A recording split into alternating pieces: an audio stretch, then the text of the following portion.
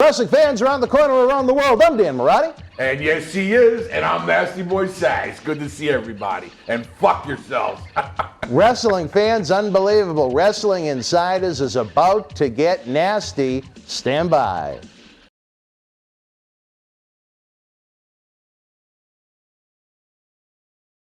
Wrestling fans, we explode into Christmas for the 9th annual Paul Bearer Holiday Headlocks Toy Drive Cyber Fan Fest. A human sea of superstar guests have come to MWF Studios for live interviews, tributes, and virtual autograph signings. The good news is, if you miss these superstar signings, we have individual autograph photos available as well as all-inclusive VIP packages throughout the season. If you want them for yourself or to give as a holiday gift for Christmas, get the order in by December the 19th. On Christmas night, we'll reveal the winner of the massive Christmas Week Mega Raffle, where one lucky fan wins an entire jackpot of prizes, again, to benefit the Paul Bearer Holiday Headlocks Toy Drive. 2020 has been a brutal year for the economy, as well as our toy drive efforts. We could use any and all the help you could give us. Be part of the professional wrestling community. If you're going to take part in any toy drive this year, let it be one where we update Santa Claus's GPS and honor Paul Bearer's memory. Head on over to BostonWrestling.com now.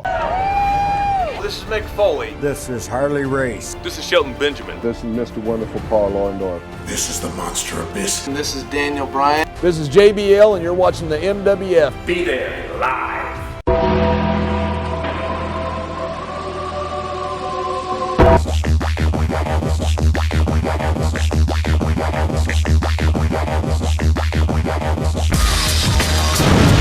Wrestling fans, welcome to a special installment of Wrestling Insiders as we continue the 9th annual Paul Bearer Holiday Headlocks Toy Drive Cyber Fan Fest. In 2020, we couldn't bring you a live wrestling event, so we're doing the next best thing. We're trying to bring the superstars to you for a series of great interviews, cyber autograph signings, and so much more now through the big day itself. I know a lot of people are offended by the C word, Jerry. It is a little rough. It is a little. I'm nasty, and, you know, I could say fuck this, fuck that, but that word, you know. Christmas gets to you. There's serious problems with the one with the N and the one with the C. Are sort of evil now. Christmas is evil. But for something, no. Nice. You are the third nasty boy. You know what? I've wanted to be one since I was a kid. What can I say? We've had a lot of fun in the studio over the years, but we have never been nasty size. So I'm really looking forward to the content with you, with Brian Knobs. A lot of the fans said, well, why don't you have Brian and Jerry together? Well, it was actually, of all the people in the world that comes up with unique ideas, the mind of Marty Jannetty. He said you could have a group of 4 or 5 people all sitting around a lake, and you say, point to the moon. And you point to the moon, and it's right there. And then you'd point to the moon, and it would be at a different angle. And we're all right, but we're all looking at it from a different point of view. So we broke up Axe and Smash Demolition.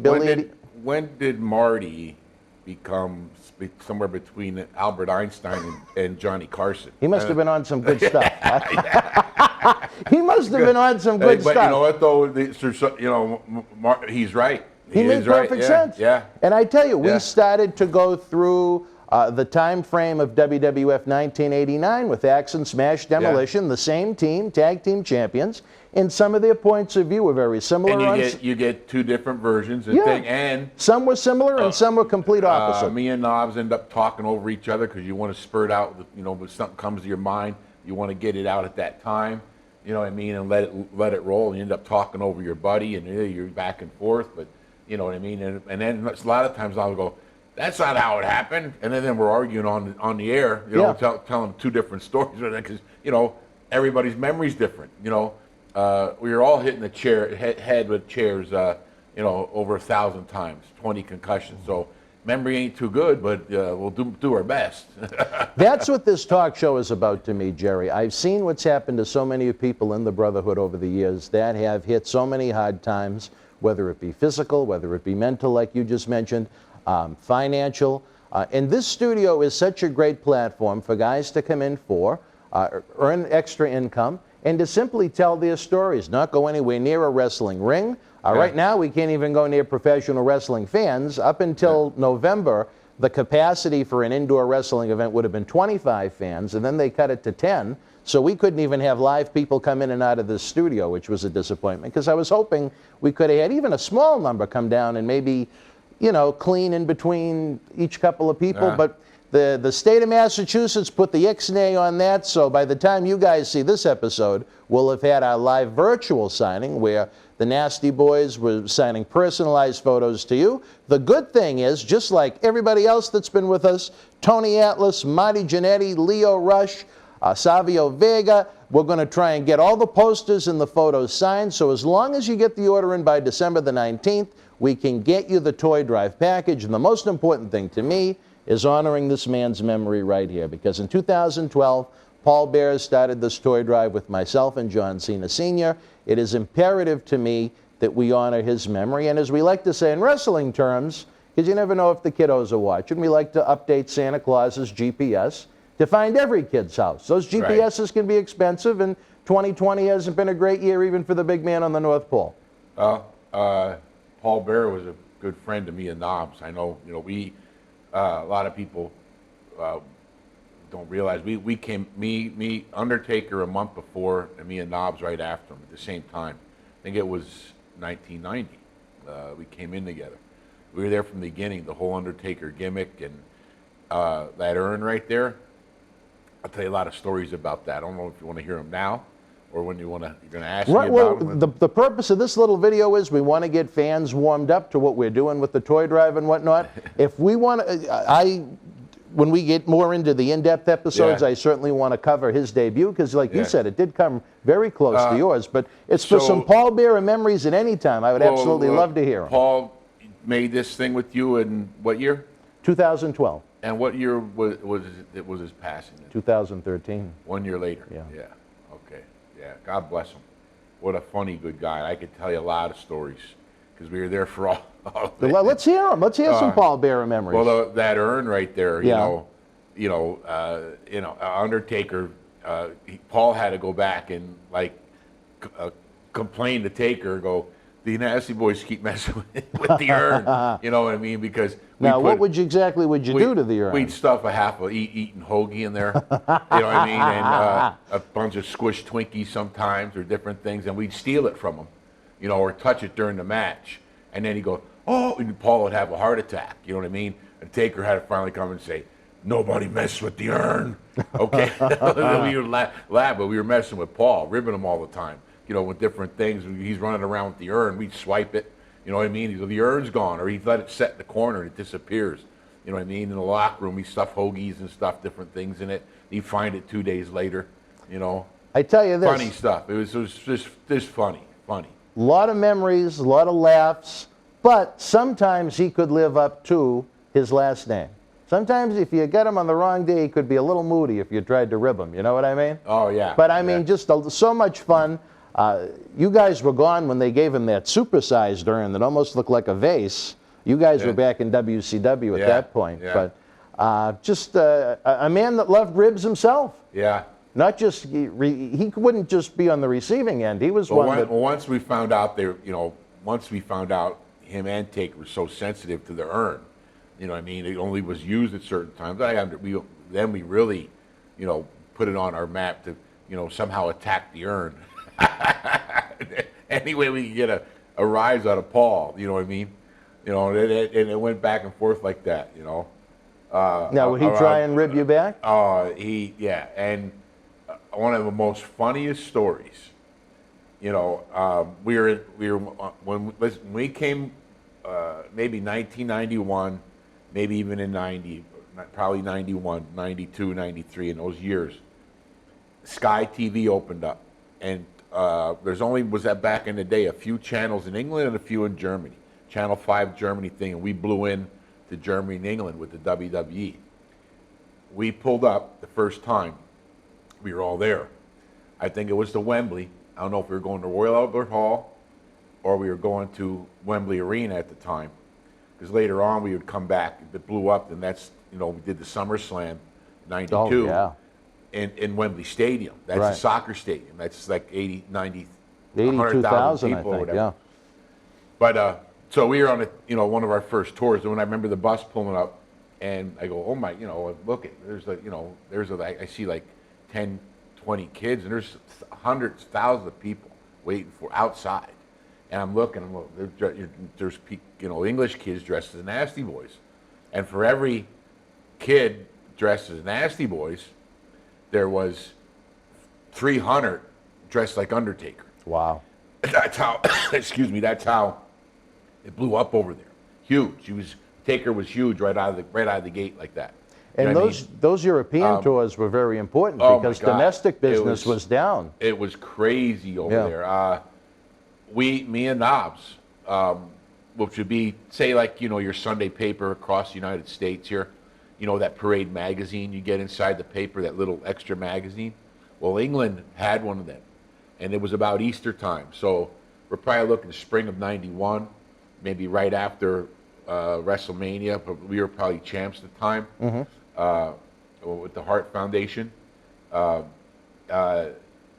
were on. Me and Knobs were on the cover of that magazine throughout England, and in our nasty suits, me with the mohawk and no tooth, I'm holding an Easter bunny, and Knobs is standing next to me, front page. Really? So it went throughout England. Yeah, that's how big it was at the time. It was almost like that big '80s boom hit Europe. Oh, it was like 7 or 8 years after the fact. A landslide. And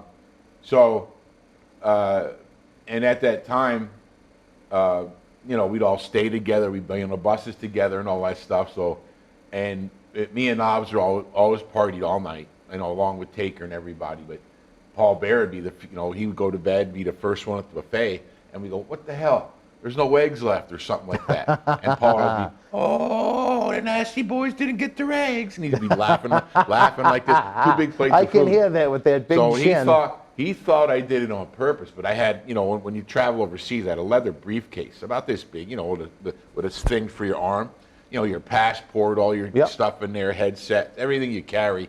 But I carry it in the States too, because we were on the road 300 days a year. So one morning they came down. He was the first guy through the buffet thing. We're hungover as hell. I put my briefcase right here next to my chair, and here comes Paul Bearer skipping by with 2 big mound plates of food. He's, oh, the nasty boys missed out on breakfast again, and he trips on my briefcase and go. It's almost like it was a movie thing. He falls down with the plates of food, trying to catch his thing, but it wants to protect the food.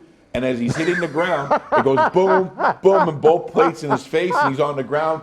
And then he thought we couldn't stop laughing. And then Paul's on the ground going, you did, and then he thought that I tripped up my briefcase, thinking I tripped. I go, I just said it there. I didn't know you'd come skipping by. You know what I mean? But he actually thought, you did it on purpose. How did it? Well, oh my God. We couldn't stop laughing because he was skipping by. Couldn't see anything because he had all this food. Yeah, all that food. You know what I mean? That was his main thing. He woke up, he got the food before everybody else. So me and Knobs got there. We got the scraps of the thing. We were late, got to get on the bus. We'd eat whatever, the beans and French fries that were left for breakfast.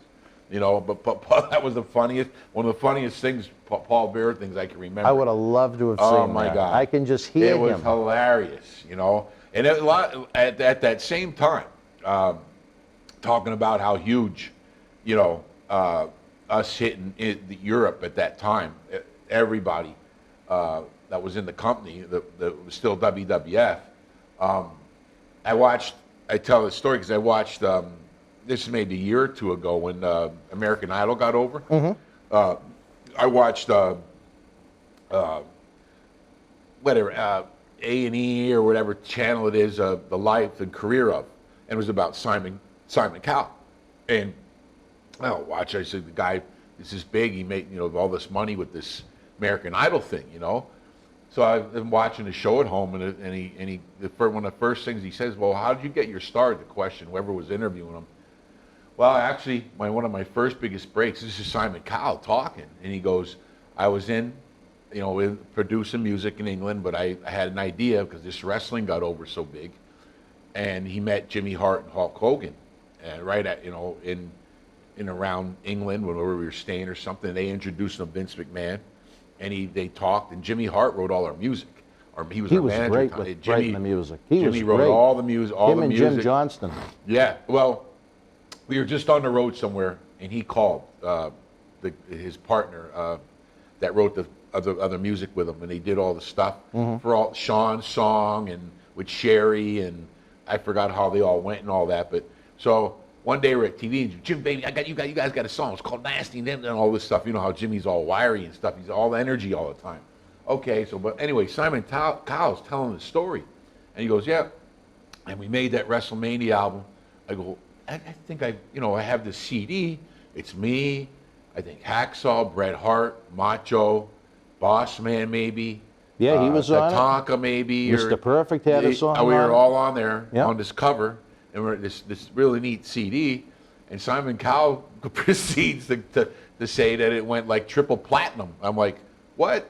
I'm like, well, I know I'm not like I'm not like Adele or anything, but I mean, I sang a song there. I mean, don't we get some money from that? A triple platinum is over Europe. This thing, I guess, went sold out the ass. You guys didn't get residuals for it? Not that I remember. Oh, really? No, I don't know. Oh. I mean, we got royalty check. I don't know if there was $10 in there for that or not.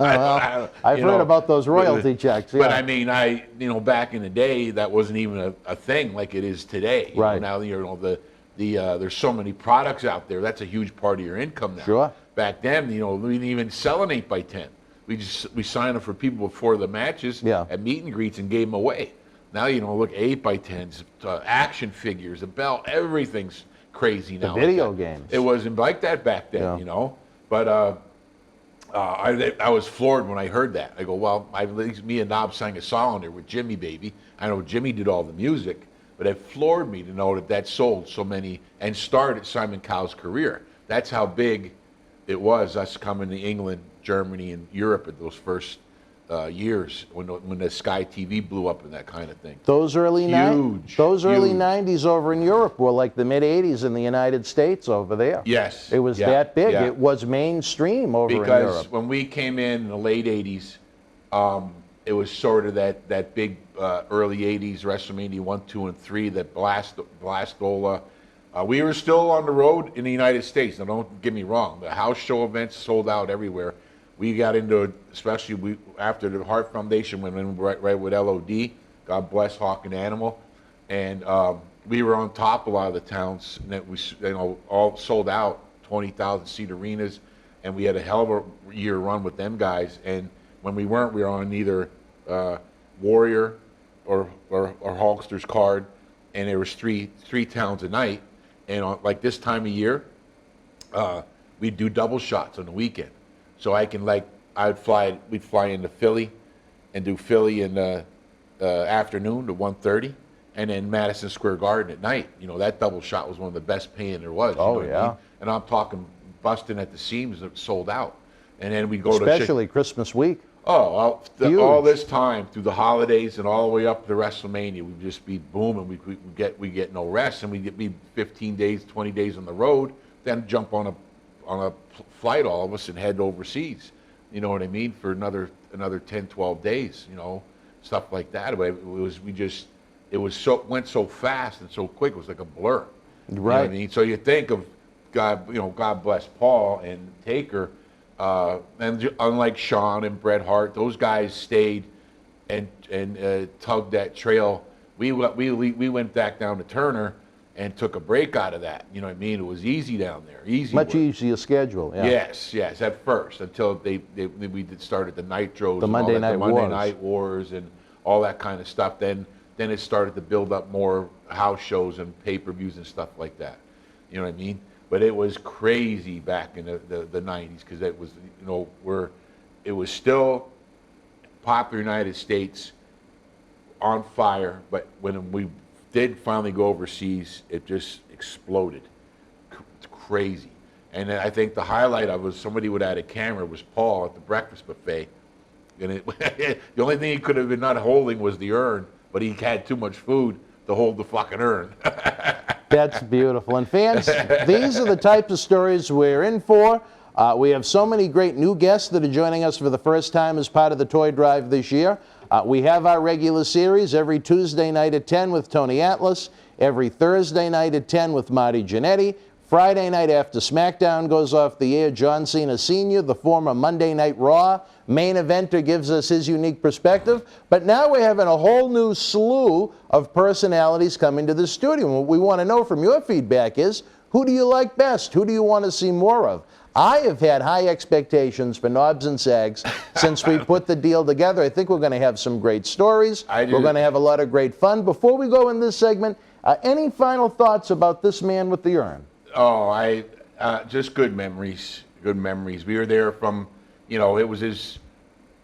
I think it was, if I'm not right, it was Hawk of the Road Warriors that thought of the name Paul Bearer, or the Undertaker gimmick came from somewhere, and they put it on Mark. But I think the name Paul Bearer, because we used to watch a horror show up here in the northeast coast. What was his name? The Saturday Morning Horror Theater. But Hawk knew of a show out in Minnesota where the guy's name was Paul Bearer, and he'd play the old Bela Lugosi movies and stuff when you're a kid. You'd watch it. Yeah. I'm almost certain that was Hawk that gave that put the name Paul Bearer. I'm not sure about that. He was the perfect man for the character with his degree in mortuary science in real life. Because till then, he was that. He really was. But till then, everybody knew him, especially out of Texas and different things like that. It's Percy Pringle. Yes, yep. Percy Pringle, which was a incredible heat-seeking character. You know what I mean? The Percy Pringle gimmick was awesome. But when he stepped into that thing, and then him and Taker were truly, he would look. We tried to, we had Taker and him in Allentown, in our hometown, out on the road and that, and Paul would always hook, grab Taker when he was around and go, we got to go. We can make sure, we really took care of them. They were a team, and I'm sure Taker missed him by his side, all these years. Did you happen to see the tribute they did to him a couple of weeks ago? To Undertaker's, they did a final farewell to him at Survivor Series for 30 years, and when he did, I watched part of it, clips, because I didn't see it live, but I think they could have did them better. Well, I agree with you in a lot of ways, but I'll tell you what almost brought me to... He's deserving of it. Sure, but he deserved more than that. I think they could have did him a lot better. And an official retirement match, but that's one man's opinion. Yeah, as someone that likes pro sports. I think that I think they need to lay off bringing Taker back if you're going to do it right. Right. I mean, to bring him back for a quick rating or something. Yeah. And then, no, it should have been done for me. I would have did it a lot better. Because he's worthy of much more than that. I mean, really. What got me, though, was when he went down to the knee and he did the pose, they brought in a hologram of Percy holding the urn. And that, that was too much. I wasn't expecting that. Yeah. But before we go, one person that is one of the MVPs of this toy drive and has been helping us with our charitable endeavors long before we even started the toy drive is a woman that I like to refer to as Mrs. Claus. A woman that hopefully someday you guys will be joining in the Hall of Fame, Miss Sue Aitchison. Oh, yeah. Sweet Sue. She's been a stronghold for a lot of this stuff for a long time. She's a great person. Since 1986. Yeah, huge. A lot of this stuff wouldn't happen without her, And honestly, always helpful there. I mean, for all the guys. You know what I mean? I'm sure she had a part of Marty Jannetty becoming the new Johnny Carson. How that happened, I have no idea. Well. But God bless Marty. Hey, what comes around goes around. God bless Marty. It's the funniest thing I've ever heard. That's funny. Marty has found new life. He needs that, too. I'm glad And it's good for him because, as we noted, as we're taping this, he's just a couple of days removed from major reconstructive ankle surgery with the pain that the poor guy has been in. Yeah. He's deserved a better fate, and now, my gosh, and he came to us for the first time in July. I think he's done 7 days of shooting with us already. So the fans are absolutely loving it because they never know what to expect. Every time I come up with the topic, it's almost like we're trying to take a ride from Boston to Philadelphia, but we have to go through Denver, Colorado to get there, if that makes any sense. Marty has his unique ways of presenting his life, and he has some unique anecdotes. Yeah. It's funny, though. I watch certain things. It's funny that I know him so long. We're part of an old crew that came out of, we broke in with Vern Gagne, and me and Knobs were the rookies. Kurt Hanning took us under his wing. He was our mentor. And he was young at the time also, but in a different level of the business, where he had multiple years in already. So did Marty and Sean, and they were just right behind us, and Scott Hall was our group. And I learned a lot about tag team wrestling, not only by later getting to wrestle with Marty and Sean over and over and over, because they're both two of the greatest wrestlers I've ever worked with, but watching two of the most unbelievable heels in the business, Playboy Buddy Rose and Doug Summers. They were very good. As a tag team. With Sherry. I mean, I'd sit, because me and Knobs would, as everybody had to, we would pay our dues at Vern Gagne. We drove the ring truck. We'd set the ring up, which is a ball-busting job, in Green Bay in Five Below with a snowstorm blowing, and you're carrying these posts 200 yards to an arena. Wow. You know, piece by piece. You know, that's part of paying your dues there. But we'd sit and watch that. We'd wrestle first match as, you know, just learning guys without names or anything like that, and learn, set up the ring, and then I get the, you know, semi-main or something, watch Marty and Sean against Playboy Buddy Rose and Doug Summers. And, you know, 4,000 people, high school, whatever gym it was, Kenosha, Wisconsin, to any town in Stevens Point, to Green Bay, wherever it was in Minnie, North, South Dakota, wherever we were, you know, frozen tundra land, but these places were packed. And I'd watch them dance, and it was like a dance. True wrestling psychology work, and learn.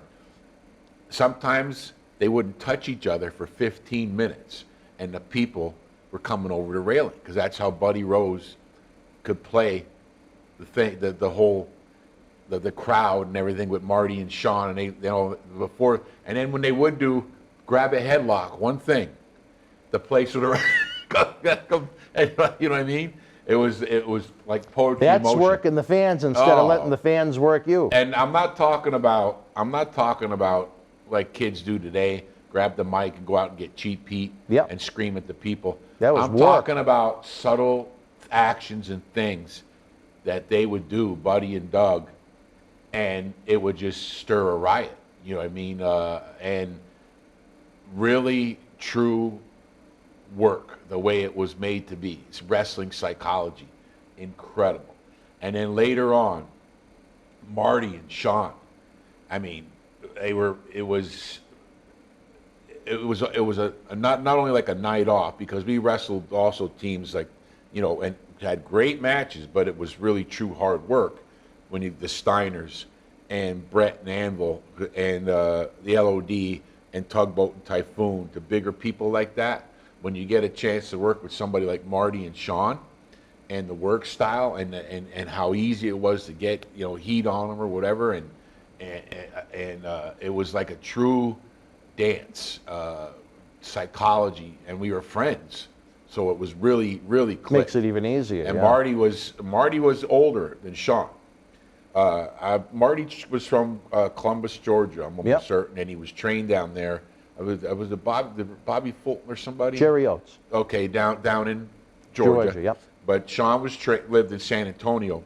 Sean's dad was a Air Force colonel, and he lived in San Antonio, and he met Jose Lothario, which is which really became later in the Monday Night Wars, the Lucha Libre style with Rey Mysterio and all them guys, Eddie Guerrero, Chris Benoit, the whole crew. Those matches were actually first put in there for filling spots to keep people from turning back to Raw to Thing, to keep the action up. And that once the people got a taste of it, it went through the roof. But Jose Lothario took Sean on his own and trained him on his own in Texas. And from that day on, I mean, Sean was, from the time Sean stepped in the ring, he could work. like nobody's business, and Marty was the same. So, and after they split up, we were there. I think we were about to go into a major program with them because we just got off the LOD thing, and that's when Sean turned on him on the beefcake thing. He had like his own Piper's Pit. What was Right, barbershop? Yeah. Yep. And Sean kicked him and turned heel on Marty, and then Sean went up and Marty just fell to the wayside. That's the way the business goes. Well, while they were together, they were one of the greatest tag teams I ever worked with. without a doubt. And You know what I mean? a lot of great memories, a lot of great stories we're going to be discussing as your career goes on. But again, fans, we want to implore you between now, December 19th, as long as you get your order in by then, hopefully we should be able to get your package out to you in time for Christmas, whether you want to give it to yourself for your wrestling collection, whether you want to give it to a loved one as a holiday gift. Well, the VIP packages. Not to interrupt you, sorry. Not to interrupt you, but where did Paul? What was Paul's wishes for his proceeds to go to, for his drive? Was it for kids? Oh yeah. What's the foundation? The Boston Globe Santa. Okay. Well, God bless everybody. Let's help out good old Paul, good friend of mine, me and Knobs's, and we were there from the beginning with them guys, him and Taker. Let's make some kids happy and bless our old buddy there, Paul Bearer, and get some wrestling items from these guys and help out, make some kids happy. We're not just coming with the handout. We've got a lot of great autographs. We've got posters. We've got great merchandise to try and do well by you guys too, because without professional wrestling fans, there is no professional wrestling. This show doesn't exist. It's all about you guys. So for our new friend Jerry Sags, I'm Dan Marty. Look for more great content on Wrestling Insiders Special Edition. Until we speak again, folks, you and yours be well. More important, stay healthy. Good night.